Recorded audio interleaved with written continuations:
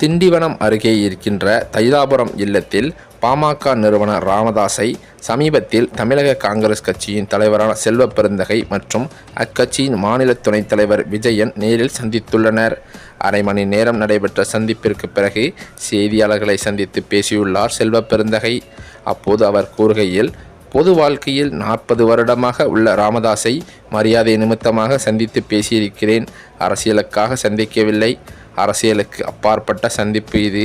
மேலும் அன்புமணி ராமதாஸ் மற்றும் ராமதாஸ் ஆகிய இருவரையும் சமாதானம் செய்ய சந்திக்கவில்லை என்றும் அவர் கூறியிருக்கிறார்.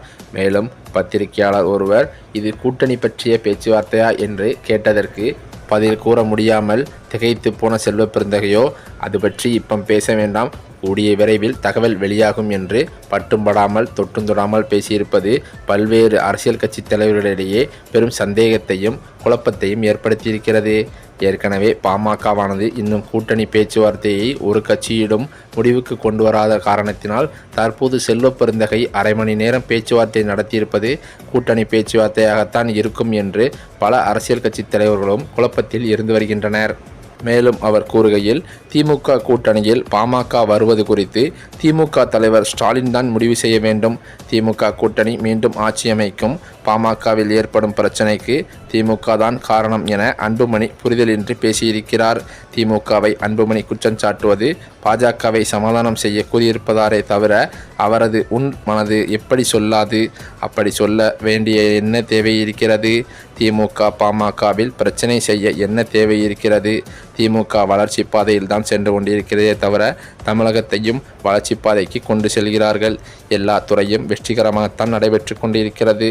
சமூக நலத்திட்டங்கள் இந்தியாவிலேயே இல்லாத அளவிற்கு திமுக செயல்படுத்தி வருகிற நிலையில் பாமகவில் ஏன் திமுக குழப்பம் ஏற்படுத்த வேண்டும்? குழப்பம் ஏற்படுத்திய அரசியல் ஸ்டாலினுக்கு தெரியாது. பாமகவில் நடைபெறும் குழப்பத்திற்கு பாஜக தான் முக்கிய காரணம். அவர்கள் எங்கெங்கு கூட்டணி வைக்கிறார்களோ அங்கெல்லாம் அந்த கட்சியை உடைத்து விடுவார்கள். அடுத்தது அதிமுகவை உடைத்து விடுவார்கள்.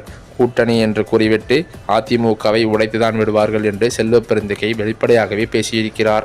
இவ்வாறு செல்வ பெருந்தகை அவர்கள் பத்திரிகையாளர் சந்திப்பில் கூறியிருந்தாலும் தற்போது வெளியான தகவலின்படி அதிமுகவுடன் பாமக கூட்டணி சேரும் என்று எதிர்பார்த்த எடப்பாடிக்கு ஏமாற்றமே மிஞ்சியது. மேலும் திமுகவுடன் ராமதாஸ் தான் கூட்டணி சேரப்போவதாகவும் விரைவில் முதலமைச்சர் ஸ்டாலின் அவர்களை ராமதாஸ் அவர்கள் நேரம் பார்த்து சந்திக்க இருப்பதாகவுமே தகவல்கள் வெளியாகியுள்ளது.